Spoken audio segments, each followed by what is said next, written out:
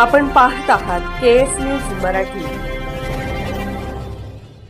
तालुक्यासाठीच काय तुम्हाला जर मतदान टाकायचं असेल तर ही तिन्ही माणसं 100% मी तुम्हाला सांगू इच्छितो। त्यांनी न सांगता मी सुद्धा जरी कोण आमदार नसलो खासदार नसलो तरी सांगतो प्रशासनामध्ये आपण 100% टिकू आणि 100% हा तालुका केल्याशिवाय आपण सोडणार नाही एवढं तुम्हाला या ठिकाणी ग्वाही देतोय। आणि तुम्ही तिन्ही या उमेदवाराला मतदान करावं। आणि तमन्ना रवी जो आहे, तमन्ना रवी बद्दल मी बोलतो 2 मिनिटं फक्त। देशामध्ये सुद्धा त्यावेळेला माझं त्याचंच इलेक्शन झालं होतं, खरं आम्ही ते डोक्यात घेतलं नाही आणि सांगितलं रवी तुम्ही येताय, मी तुम्हाला 100% 2 दिवसात सांगतो म्हटलं। 2 दिवसानं त्यानं सांगितलं एक काम करणाऱ्या माणसाला संधी देणं हे आमच्या सरकारचं कर्तव्य आहे। आणि काम तुम्ही कुठेही सांगा, तमन्ना रवी जर नाही म्हटला तर त्याचा काम धरायचं मी काम करतो।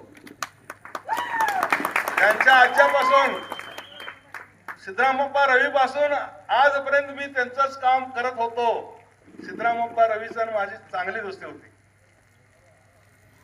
बरोबर आहे का?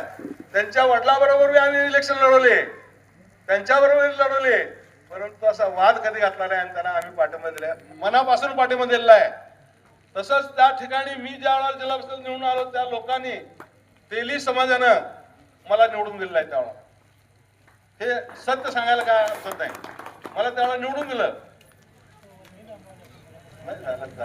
तर या ठिकाणी तुम्ही येत्या 7 तारखेला मी तुमचाच आहे, मी तुमचाच राहणार आहे आणि शेवटपर्यंत असणार आहे, काय अडचण नाही। अजून आहे तसंच आहे, 103 नंतर जायचं ठरवले तोपर्यंत जात नाही, काळजी करू नका।